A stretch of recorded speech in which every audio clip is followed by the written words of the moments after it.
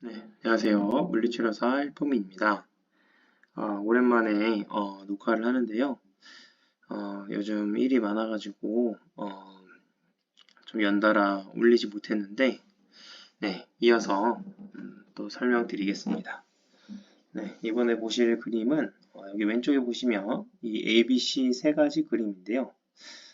이제 여자분이 그냥 편안하게 앉아 있는 모습인데 약간의 X자 다리의 형태로 이렇게 좀 틀어져 있는 걸 볼 수가 있습니다. 약간 고관절이 좀 내외전되어 있죠.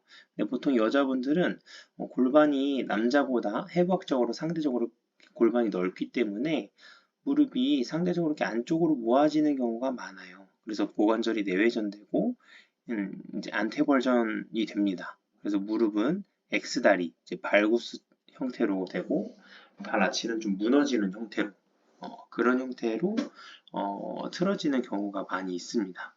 이런 분들은 이런 틀어짐을 가지고 있는 분들은 스쿼트를 할 때나 아니면 계단을 내려갈 때 그리고 점프해서 착지할 때 그러니까 체중이 이제 다리에 실릴 때 그 체중이 무릎 안쪽으로 쏠리게 됩니다. 그래서 통증을 호소하는 분들이 되게 많아요. 이쪽에 보시면 보통 여자분들이 그런 틀어짐을 가지고 있는 분들이 이 WC 대표적인 앉아있는 자세의 모습인데요. 서 있을 때는 이러한 형태로 좀 나타나게 됩니다. 그래서 이렇게 안테벌전, X다리에 발구스 패턴, 그리고 여기 발아치 무너지는 것까지 이렇게 보통 틀어지게 되는데 이렇게 걷는다고 생각을 해보세요. 그러면 체중이 안쪽, 무릎 안쪽으로 계속 쏠리게 되죠. 그래서 우리 반월판이 무릎 안쪽 반월판이 있고 바깥쪽 반월판이 있잖아요. 근데 안쪽으로만 계속 체중이 쏠리는 거예요. 계속 체중이 실리고 그럼 안쪽 반월판이 더 빨리 안쪽 연골이 더 빨리 닳겠죠. 그리고 인대나 주변 근육들도 손상이 될 것이고 그래서 이런 사람들은 걸어 다닐 때 이너 햄스트링이 그 체중을 감당을 합니다. 걸어 다닐 때. 걸어 다닐 때 다리에 힘이 들어갈 텐데 안쪽으로 그 체중이 쏠리기 때문에 이너 햄스트링이 과긴장하고 있어요. 그래서 무릎 안쪽 통증 있는 분들 보면 체크를 해보면 이너 햄스트링이 엄청 과긴장되어 있는 것을 확인할 수 있습니다. 그래서 무릎 안쪽 통증이 어, 오래되신 분들, 그러니까 만성 환자일수록 이너 햄스트링 엄청 과긴장이 되어 있습니다. 원래는 걸어 다닐 때 중둔근이 그 역할을 대신 원래 해야 돼요. 근데 이제 이런 분들은 고관절이 틀어지기 때문에 사용이 어려운 건데요. 설명을 드리면 중둔근은 사이드라인에서 이제 중둔근 운동 기본적으로 알고 계시죠? 이 사이드라인에서 하는 중둔근 운동을 할 때 중둔근의 힘이 제대로 딱 들어가게 하기 위해서는 골반이 고정된 상태에서 고관절을 약간 그 신전된 포지션에서 벌림을 해야 그 중둔근이 딱 힘이 들어가는 걸 알 수 있습니다. 해보신 분들은 아시겠지만. 그래서 키포인트는 중둔근이 활성화되려면 고관절이 약간의 신전 포지션에서 사용이 돼야 된다. 힘이 들어가야 된다는 겁니다. 근데 아까 이런 사람들 같은 경우는 골반이 전방경사에다가 고관절 내외전으로 틀어진 경우라서 고관절 신전 포지션보다는 고관절 굽힘에 좀 가까운 포지션입니다. 그래서 걸을 때 중둔근이 사용이 안 되는 거예요. 대신 TFL이나 이너 햄스트링 같은 게 사용이 되는 것입니다. 그래서 이런 분들은 고관절을 신전시켜 봐라. 고관절이 약간 굽힌 포지션이니까 고관절 신전을 시켜보려고 하면은 허리가 꺾여요. 이 허리가.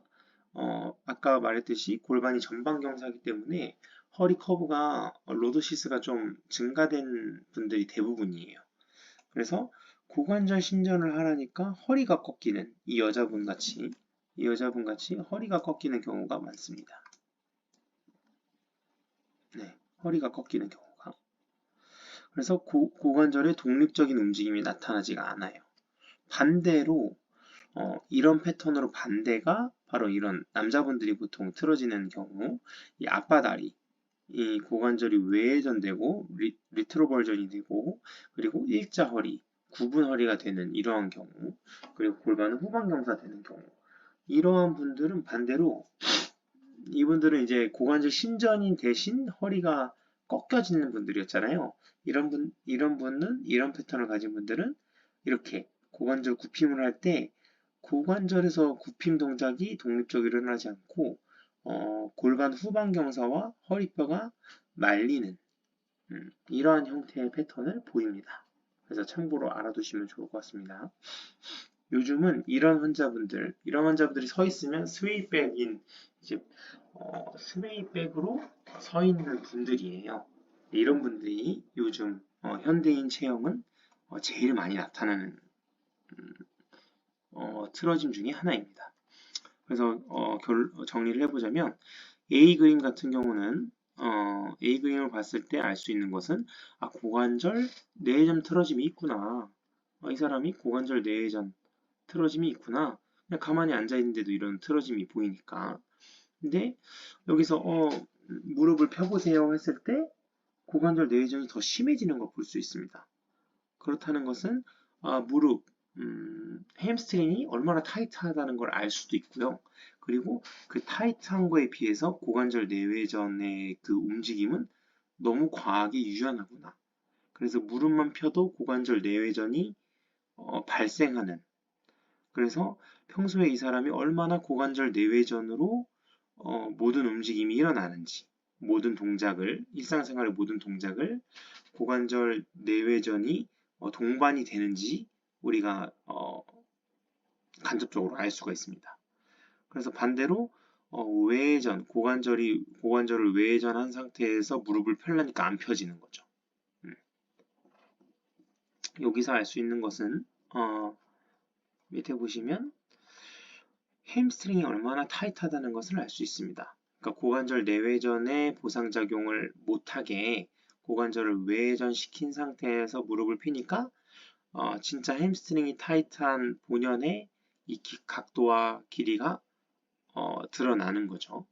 그리고 외회전한 상태로 무릎을 피려고 하면은 이너 햄스트링이 늘어나야지만 무릎이 펴질 수가 있어요.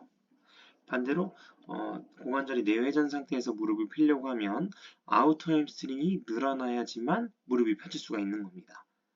그래서 근데 B와 C 그림을 봤을 때 C 그림이 훨씬 더 무릎이 덜 펴지게 되잖아요. 그러니까 햄스트링이 타이트한데 이너 햄스트링이 훨씬 더 타이트하구나. 아우터 햄스트링보다 그런 것을 알 수가 있습니다. 두 번째는 이 운동손상증후군 책에 나와 있는 표인데요. 이 협력근의 길이 불균형에 관한 이제 표를 정리해 놓은 겁니다. 그래서 이렇게 근육의 운동과 단축된 근육, 그리고 긴 근육이 이렇게 나와 있는데요. 임상에서 되게 많이 실제로 적용할 수 있는 것들이 정말 간단하게 잘 나와 있는 표라고 생각이 들어요. 그래서 이걸 좀 설명을 드리려고 합니다. 말 그대로 협력근의 길이 불균형이잖아요. 그럼 콜디네이션이 제대로 안 된다는 뜻이에요.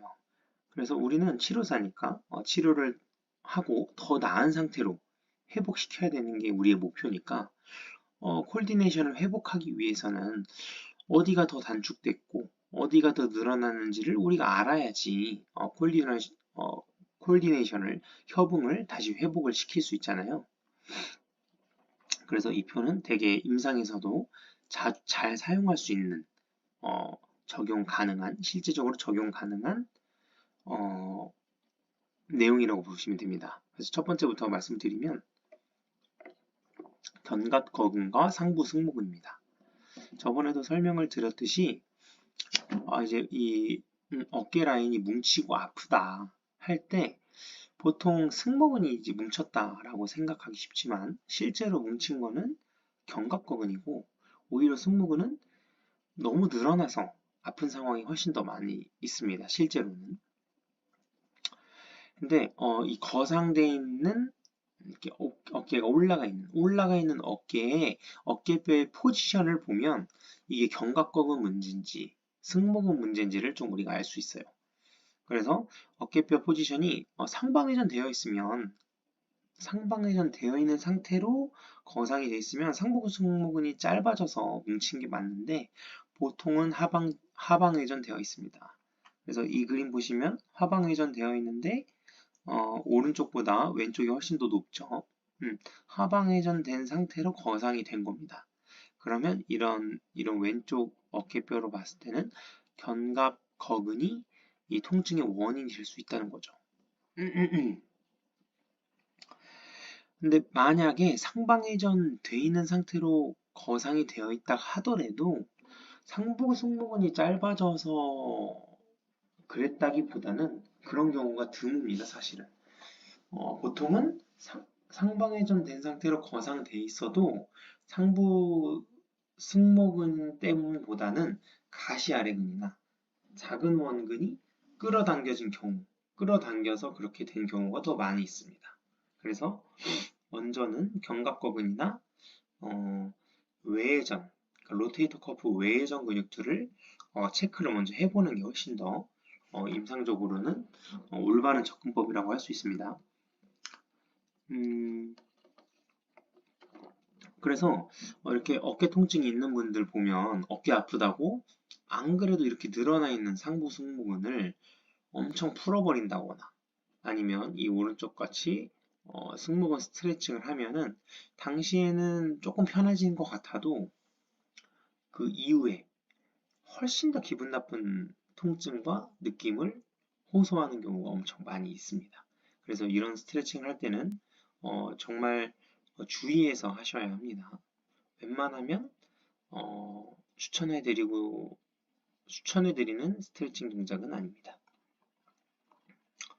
그래서 견갑거근의 오리진 부위인 후두하근 부위와 인서션 부위인 어깨뼈 삼각 주변을 가볍게 풀어주는 게 오히려 그 어깨 라인 통증 있는 분들 통증 감소에 효과적입니다. 그래서 이 인서션과 오리진 부위를 가볍게 풀어주는 게 훨씬 더 도움이 됩니다. 그래서 상부 승모근이 그리고 중요한 거는 상부 승모근이 계속적으로 늘어나지 않도록 해야 되는 게 이제 우리 앞으로의 목표예요. 왜 상부 승모근이 계속 늘어나냐? 늘어나는 이유는 이 팔 무게 때문에 그래요. 팔 무게가 상부 승모근으로 걸리기 때문이에요. 그래서 팔 무게 때문에 상부 승모근이 계속 늘어나고 있는 겁니다. 근데 그러려면 이 위팔뼈 머리가 전방활주 되어 있으면 이 팔무게가 상부 승모근으로 실리게 돼요. 그래서 문제가 생기는 겁니다. 그래서 전방활주가 되지 않도록 이 전방활주가 되지 않도록 이팔뼈 머리의 포지션을 뉴트럴 포지션으로 만들어 줘야지 팔무게가 상부 승모근으로 실리지가 않아요. 그래서 더 이상 상부 승모근이 늘어나지 않게 됩니다. 그래서 통증이 훨씬 감소가 되겠죠. 그래서 전방활주를 케어를 해줘야 돼요. 근데 전방활주 케어는 이후에도 나오겠지만 외전 근육의 이센트릭 기능을 되살리는 게 가장 효과적입니다. 그래서 견갑거근을 풀어주고 상부 승모근이 늘어나는 그런 환경을 없애기 위해서 전방활주를 케어해줘야 된다. 그리고 두 번째 표로는 능형근과 하부승모근 관계예요.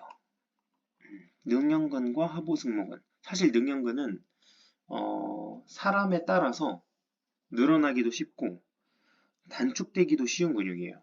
이렇게 등이 엄청 말려서 이렇게 능형근이 엄청 과하게 늘어나는 경우도 있고요. 요즘은 일자목에 오목등 이런 틀어짐이 있는 분들은 단축되기가 되게 그런 분들은 능형근이 단축되기가 되게 쉬운 근육입니다. 그래서 능형근 같은 경우는 사람마다 좀 체크를 해봐야 돼요. 실제로 이 사람이 늘어나는지 단축됐는지 좀 확인을 해볼 필요성이 있습니다. 그래도 이 표에서는 단축된 경우를 얘기를 하는 거니까 단축된 경우를 생각을 해보면 원래 이 어깨뼈라는 거는 이 팔을 움직일 때 그 엑시스에서 벗어나지 않고 상방회전을 하든 하방회전을 하든 이렇게 움직여줘야 돼요. 근데 어깨 관절, 이 GH 조인트가 뻣뻣한 사람 같은 경우 아니면 GH 조인트가 아까 말했듯이 전방할주가 있거나 JH에서 벗어난 경우에는 관절을 관절답게 쓰지를 못합니다. 그래서 GH 조인트에서 나와야 될 이 움직임이 일어나지 않으니까 대신 어깨뼈를 움직여서 그 보상하는 경우가 많아요. 그래서 어깨 관절이 뻣뻣하면 특히 이제 능형 같은 경우는 외회전 동작을 할 때 GH 조인트에서 그 동작이 나와야 되는데 뻣뻣하니까 안 나와서 어깨뼈를 모음으로 보상하는 경우가 많습니다. 이 그림처럼 이렇게 왼쪽 그림처럼 딱 이 GH 조인트에서만 이 외회전할 때 움직임이 나타나야 되는데 GH 조인트가 뻣뻣하고 움직임이 JH가 아니기 때문에 관절의 그 기능을 하지 못하니까 이 어깨뼈가 모아지는 이 어깨뼈 모음, 이 능형근을 쓰고 있는 게 보이죠? 이렇게 보상을 한다는 거예요. 그럼 어깨뼈는 제 위치에서 유지를 해야 되는데 제 위치에서 벗어나는 경우가 자꾸 벌어지는 겁니다. 자꾸 발생해요. 그 상황이 계속 반복이 되면 하부 승모근 같은 경우는 어깨뼈를 이 JH에서 딱 유지시켜주는 아주 중요한 그 스타빌라이저 근육인데 자꾸 어깨뼈가 엑시스에서 벗어나 버리니까 그 하부 승모근이 늘어나고 약해질 수밖에 없습니다. 그래서 이러한 관계로 이해를 좀 하시면 좋을 것 같습니다. 그리고 세 번째로는 대흉근과 견갑하근. 다들 아시는 내용이라는 생각이 드는데 어깨관절 문제, 가장 흔하게 발생하는 문제가 아까 말한 전방할주 증후군이에요. 이제 팔을 움직이거나 할 때 특히 팔을 앞으로 들거나 앞에서 뭔가를 움직일 때 어깨 앞쪽에 통증을 호소하는 경우. 이제 그게 바로 전방할주 증후군의 대표적인 특징입니다. 이렇게 앞쪽에 근육이나 인대가 손상되는 경우입니다. 근데 이 전방할주 증후군을 야기하는 근육이 대표적으로 대흉근 그리고 이두근이 있습니다. 딱 봐도 이 위팔뼈 머리를 앞으로 끄집어낼 것 같이 생겼죠. 이 두 근육이 전방할주를 야기시키는 근육으로 대표적이고요. 그리고 그걸 이제 앞에서 막아주는 근육이 견갑하근이에요. 이 그림 보시면 이 위팔뼈 머리를 앞에서 막아주고 있죠. 이 양쪽에서 막아주고 있는 모습. 그래서 견갑하근이 활성화되고 이 두 근육이 이완을 시켜줘야 이 위팔뼈 머리가 제 위치를 유지를 할 수 있다. 이런 말입니다. 근데 특히 전방할주 증후군 케어할 때 제가 말씀드렸죠 앞에서 키 포인트는 외전 근육의 이센트릭 기능을 살리는 거예요. 그래서 위팔뼈 머리가 후방으로 갈 공간을 실제적으로 마련을 해야 합니다. 뭐 후관절낭을 늘려줘야 된다 이렇게 표현도 하는데 다 같은 의미예요. 그래서 대흉근과 이두근을 뭐 이완시키고 풀어주는 것도 물론 중요하지만 실제적으로 이팔뼈 머리가 후방으로 이동을 해야지 좋아져요. 이 두 근육을 아무리 풀어준다고 하더라도 그 위팔뼈 머리가 후방으로 이동이 안 되면 계속적으로 앞쪽으로 통증이 생길 수밖에 없습니다. 가장 쉬운 케어 방법 중에 하나가 이 슬리퍼 스트레칭입니다. 이게 되게 효과적이에요. 이걸 적용을 하면은 지금 보시면 어깨 내외전 동작을 할 때 뒤쪽 외회전 근육이 늘어나는 느낌이 듭니다. 이 슬리퍼 스트레칭을 제대로 하게 된다면 이게 이제 견갑하근이 활성화되면서 전방으로 나가는 위팔뼈 머리를 후방으로 이동시키고 있다는 뜻이에요. 그 외회전 동작할 때, 내외전 동작할 때 외회전 근육이 늘어난 느낌이 드는 그 상황이. 그래서 견갑하근이 내외전 내외전을 시키는 근육이잖아요. 그래서 이렇게 내외전을 할 때 외외전 근육이 늘어나는 경우입니다. 그래서 견갑하근이 활성화되고 있다는 소리예요. 그리고 좀 심한 분들, 전방활주에다 어깨뼈도 완전 프로트랙션 되어 있고, 그래서 이런 사람 앞에서 보면 이제 손등이 정면을 보고 있는 그런 내외전 틀어짐이 딱 보면 내외전으로 어깨가 엄청 틀어져 있구나, 내외전 틀어짐이 심하구나. 근데 견갑하근 운동이라고 견갑하근 운동해야 된다고 하면서 내외전 운동을 해? 안 그래도 내외전으로 틀어져 있는데 또 내외전 운동을 하라고? 이런 의문이 들 수도 있어요. 그렇게 들 수도 있고, 그리고 제 말을 듣고 내외전 운동을 해야겠다. 내외전 운동을 해야 이 윗팔뼈머리가 후방으로 밀려나니까 전방활주 이 손상이 덜 되는구나 해서 내외전 운동을 하더라도 어깨뼈 프로트랙션 동작만 이렇게 더 일으키면서 하면 아무 소용도 없어요.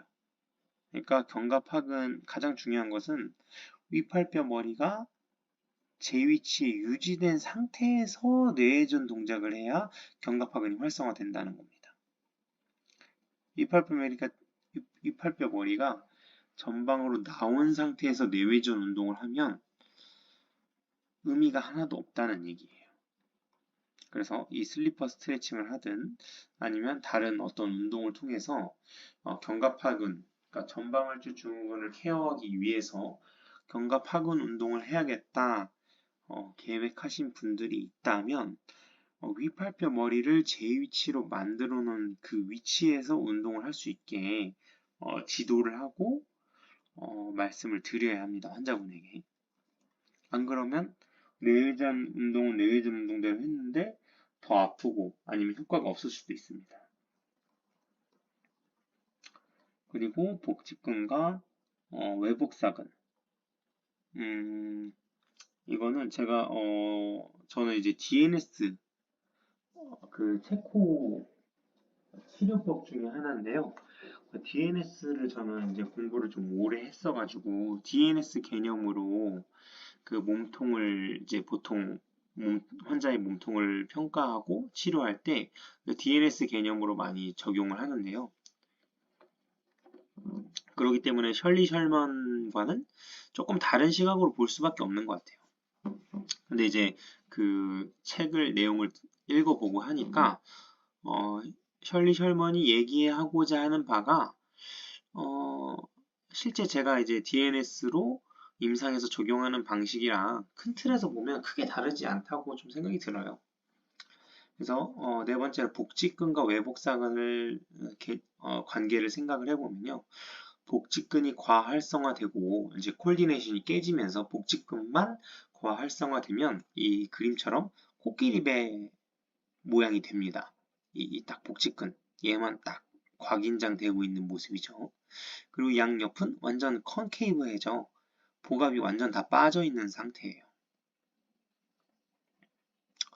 그래서 DNS에서는 체간 안정화, 그러니까 코어는 IAP가 그 역할을 담당한다고 얘기를 하고 있어요. IAP는 복압을 얘기를 하고 있는 겁니다.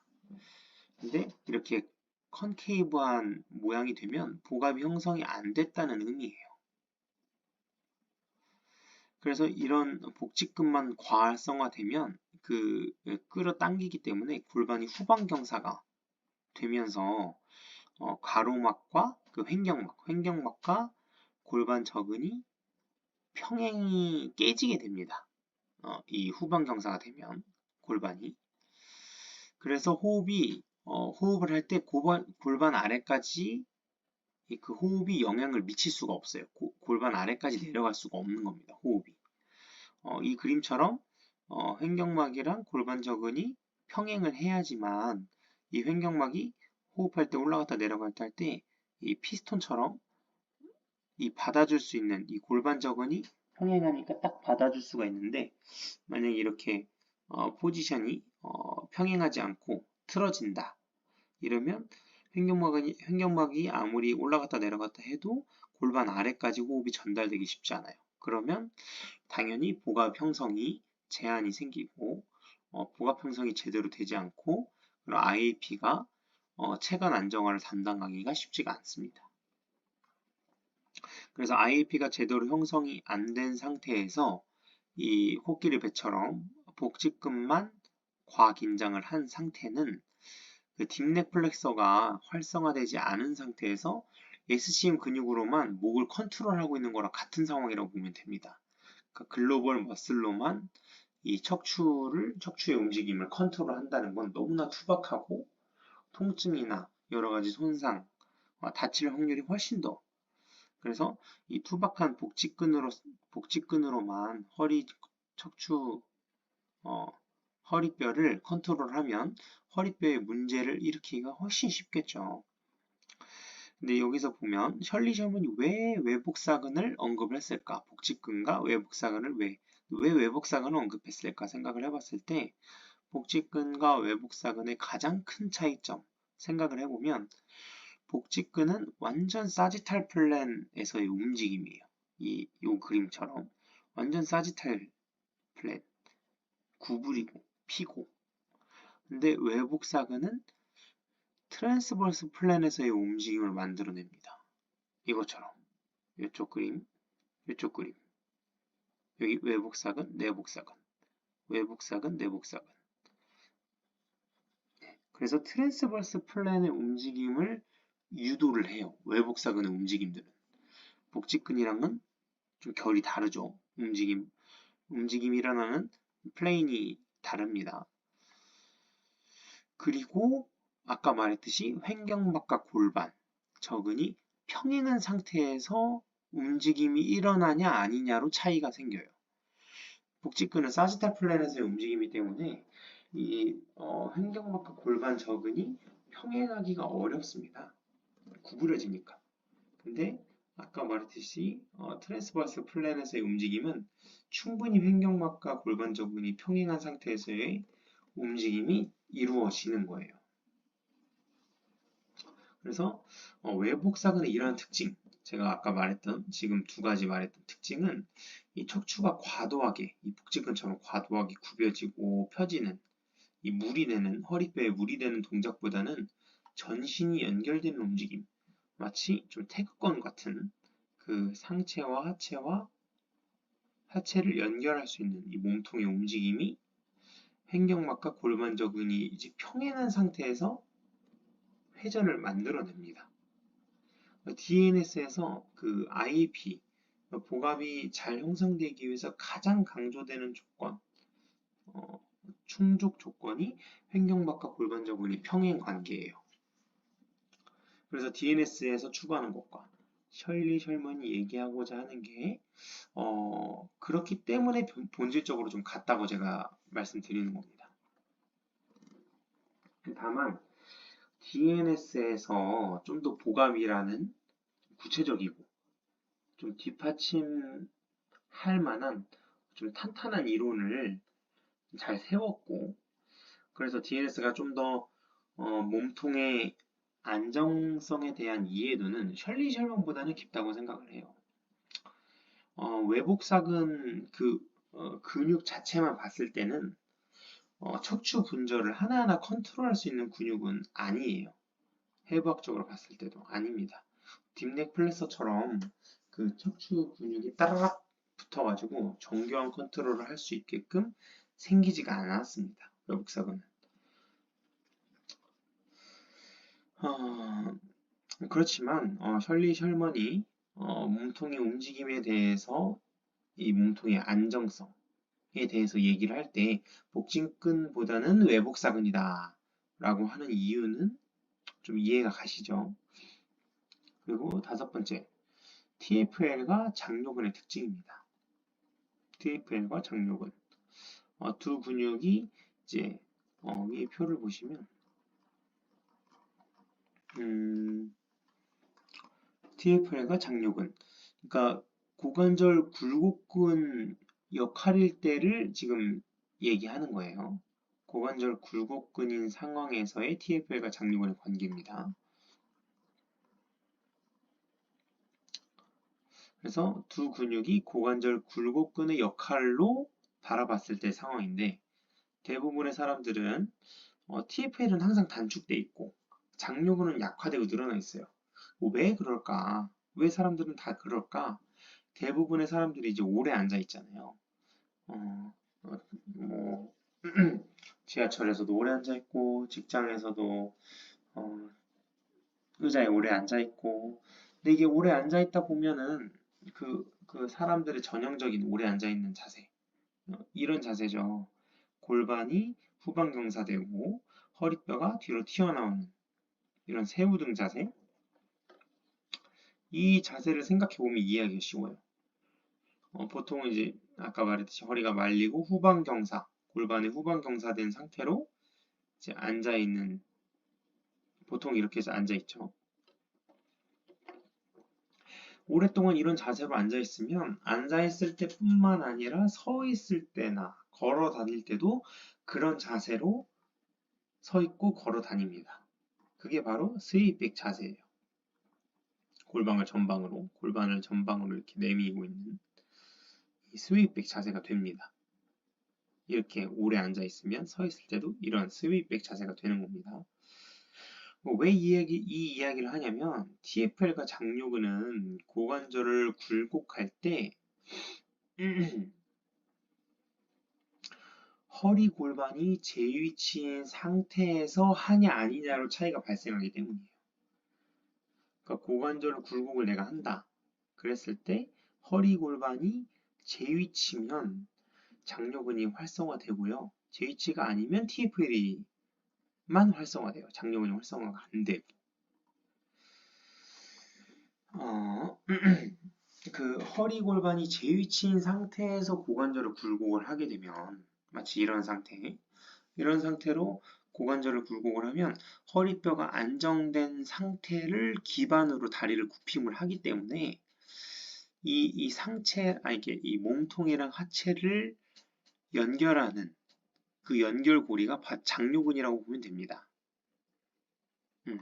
근데 아까 오래 앉아 있는 자세, 이런 스윗백 자세, 이런 골반이 후방 경사된 상태에서 고관절을 굽힘하면은 이 몸통과 다리가 연결이 끊어져 있는 상태에서 다리를 들어야 되는 거기 때문에 다리 무게가 고스란히 다 느껴져요. 그래서 훨씬 더 다리가 무겁게 느껴집니다. 그 허리 골반이 제 위치여서 이 몸통과 다리가 좀 연결성이 있는 상태에서 드는 것보다 연결이 깨진 상태에서 들면 다리 무게가 훨씬 더 무겁게 느껴져요. 사실 장요근은 고관절 굴곡근이라기보다는 약간 그렇게 말하기에는 너무 짧고 작아요. 근육 크기도. 그래서 그 큰 넙다리뼈를 굽힘한다는 것 자체가 사실 무리가 있는 좀 해석입니다. 장요근은 고관절 굴곡근이라고 보기보다는 허리와 골반을 제 위치로 포지셔닝하는 근육으로 보는 게 훨씬 더 올바른 시각이에요. 그래서 포지셔닝 근육인 동시에 허리 골반이 제 위치가 아니면 사용이 잘 안 되는 근육이 바로 장요근입니다. 그래서 스웨이백 자세로 생활하시는 분들은 장요근이 일상생활에서 사용이 될 일이 없어요. 이렇게 B 그림처럼 앉아 있고 이렇게 서 있고 걸어 다니면 장요근이 활성화될 일이 없어요. 그러면 계속 사용이 안 되니까 점점 약해지고 늘어날 수밖에 없고. 근데 이제 또 그 스웨이백 자세에서 생활하다 보면 고관절 굴곡을 해야 될 이제 필요할 때가 있잖아요. 일상생활할 때. 근데 체관과 다리가 연결이 끊어진 상태로 동작을 항상 만들어야 되기 때문에 그때마다 TFL이 그 역할을 하게 되는 거죠. 장요근이 안 써지니까. 그래서 TFL만 죽어라 쓰니까 무리가 되는 겁니다. TFL뿐만 아니라 고관절 굴곡근으로 대퇴직근으로 대신 쓰는 경우도 있어요. 그래서 허벅지 앞쪽이 막 저리다는 분들도 있거든요. 그런 분들은 이제 체관과 다리가 연결이 안 돼서 대퇴직근이 과활성화, 평소에 과하게 사용된 결과입니다.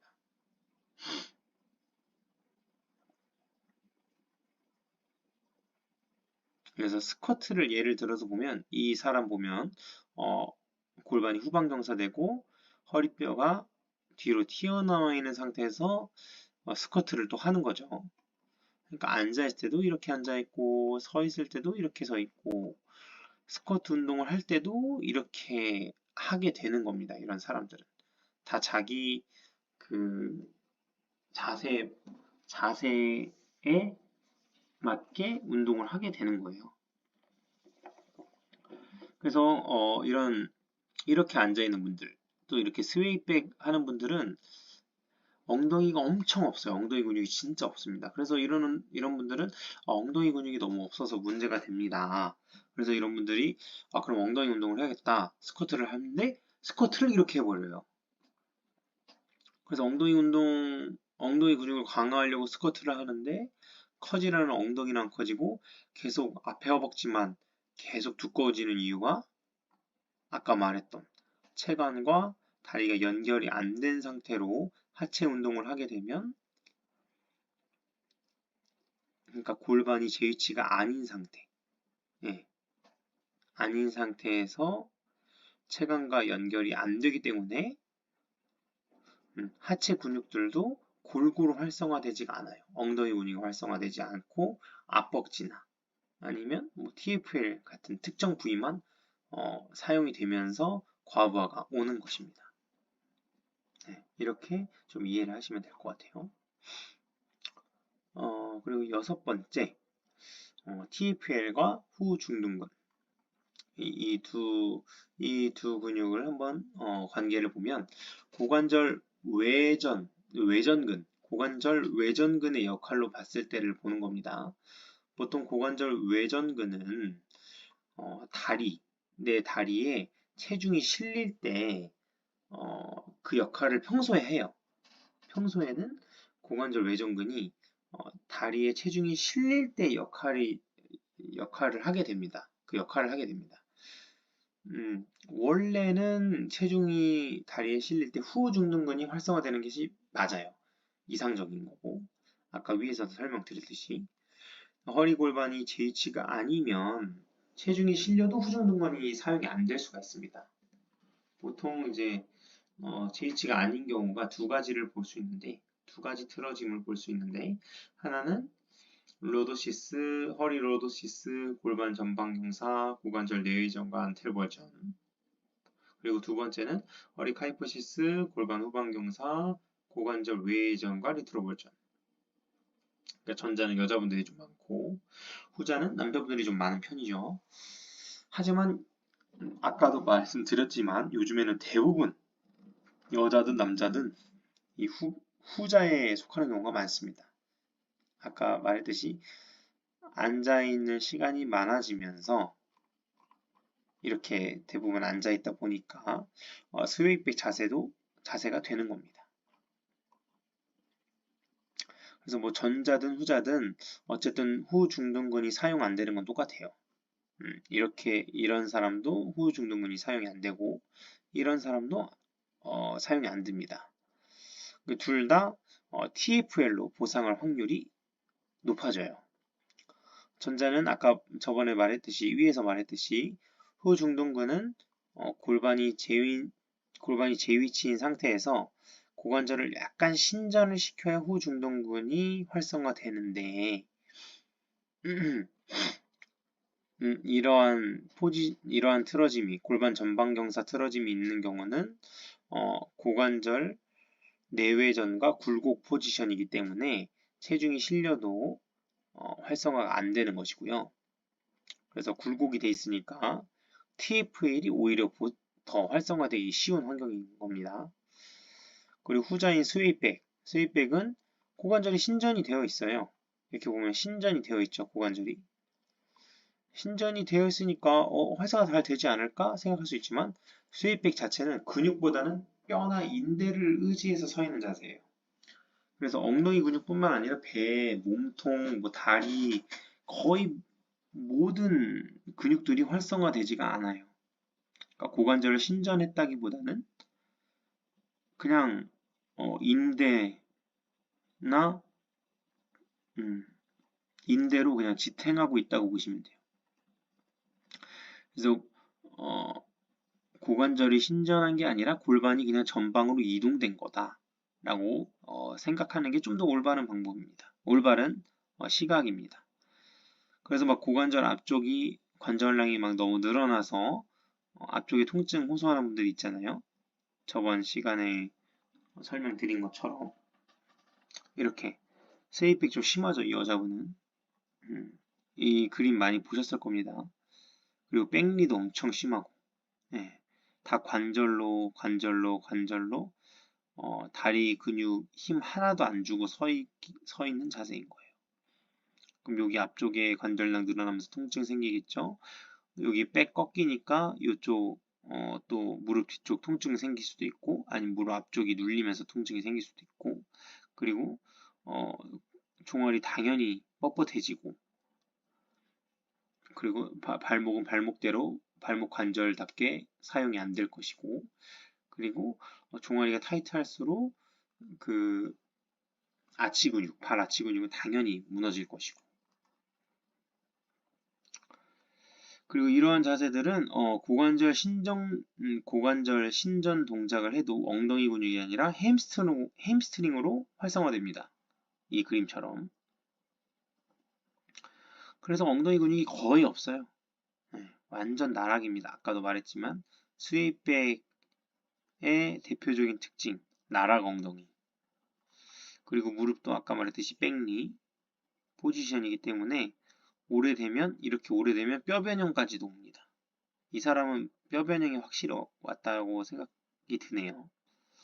거기다가 한국 사람들도 좌식 생활, 땅바닥에 앉아 있는 경우가 많으니까 뭐 오다리든 X다리든 다 휘어버리는 그런 경우가 많이 있습니다. 그리고 아까 말했듯이 종아리 경직되고 그런 발목이 관절답게 사용이 안 되고 움직이지 않으니까 걸을 때 충격 흡수도 안 되고 그럼 발바닥에 충격이 계속 세게 전달되니까 족저근막이 올 수도 있고 완전 문제가 종합 선물 세트 자세예요. 그리고 좀 남자분들 중에 쩍벌남, 좀 양방 걸음으로 이렇게 뒤뚱뒤뚱 걷는 분들 있죠. 그 고관절 외회전 상태로 걸어 다니는 분들. 이런 분들도 바깥쪽 다리 근육을 당연히 더 많이 쓰게 됩니다. 이렇게 걸어 다닐 때마다. 근데 당연히 후중둔근은 사용이 안 되고 그게 보통은 이제 TFL입니다. 이것도 같은 맥락이에요. 체간과 다리 연결이 끊어진 상태에서 이 체중이 실리기 때문에 발생하는 문제인 겁니다. 이런 분들은 TFL 붙는 부분, 그 바깥쪽, 무릎 바깥쪽 부분이 통증이 올 가능성이 높아집니다. 이런 분들 걷는 거 상상해 보시면 확 이해가 될 겁니다. 그래서 이미지를 넣어놨고요. 그리고 7번째, 내측 햄스트링과 외측 햄스트링. 요거 좀 중요합니다. 이 햄스트링이란 근육은 내측이든 외측이든 애초에 좀 타이트해지기 쉬운 근육이긴 해요. 근데 보통 외측보다는 내측이 더 타이트하다는 겁니다. 그걸 알아야 돼요. 외측보단 내측 햄스트링이 더 타이트해지고 곽인장돼서 문제되는 경우가 훨씬 많아요. 내측 햄스트링이. 여기 보시면 햄스트링 파열되신 분들 사진인데요. 제가 그 내측 햄스트링 파열된 것만 골라온 게 아니라 그냥 햄스트링 파열 치고 구글 이미지 퍼온 거예요. 보면 근데 다 내측이죠. 여기도 내측, 여기도 내측, 여기도 내측으로 다 이렇게 파열된 게 보이시죠? 내측 방향으로. 왜 내측이 더 파열이 많이 되고 타이트해지고 그럴까? 그 이유는 무릎에 다친 위치가 대퇴골 안쪽 돌림 포지션이기 때문이에요. 이제 보통 이제 다리 근육들은 제가 아까도 말했듯이 체중이 실릴 때 이제 사용이 많이 되잖아요. 아무래도 다리 근육이니까. 근데 체중이 실릴 때 관절은 닫힌 위치가 돼요. 이제 크로스팩 포지션? 라고 하죠. 그 닫힌 위치가 돼요. 그래야 훨씬 더 체중을 실기가 편하고 자연스럽습니다. 그러니까 자연스럽게 관절은 닫힌 위치가 형성이 됩니다. 근데 이제 무릎 같은 경우가 대퇴골 안쪽 돌림과 정강뼈 바깥 돌림이에요. 여기 보시면 이 안쪽 돌림을 얘기하고 있는 거고요. 닫힌. 그래서 구부리고 있을 때는 이 라인이 비슷한데 점점 익스텐션 할 때만 익스텐션 하면 할수록 이 정강뼈 거친 면이 점점 외전이 되고 상대적으로 이건 지금 OKC니까 이렇게 나타나는 거고요. CKC면 정강뼈가 고정돼 있죠. 그 상태에서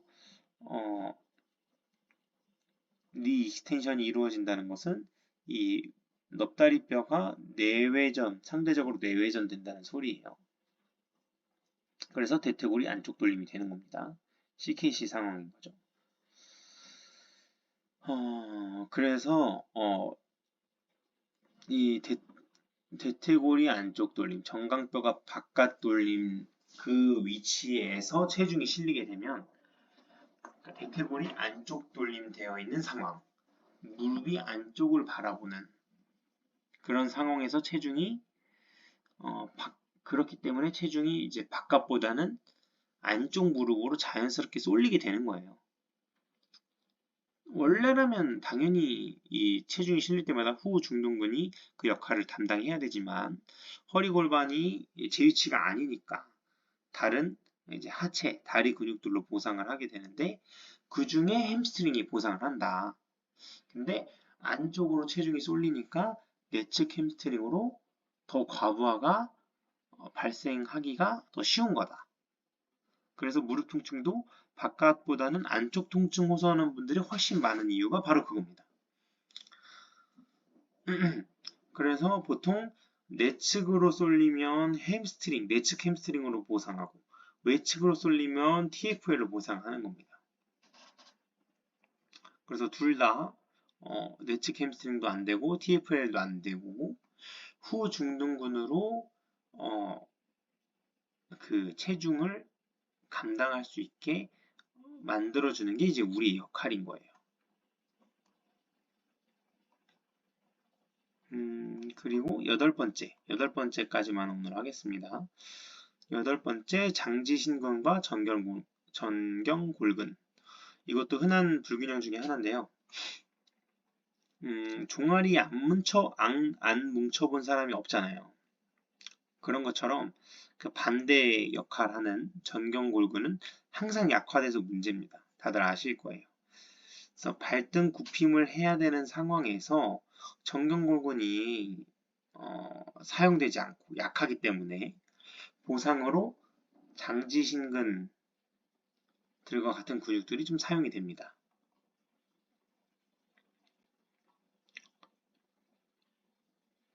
그래서 사실 전경골근은 이제 발목을 돌지플렉션 하는 근육이고 장지신근은 이제 발가락을 신전시키는 역할이라 엄연히 기능이 아예 다르고 움직이고 컨트롤하는 관절 부위도 다르잖아요. 근데 전경골근이 워낙 약하니까 발가락 사용해서 보상하게 되는 거예요. 이게 오래되고 심하면 그냥 힘 안 주고 그냥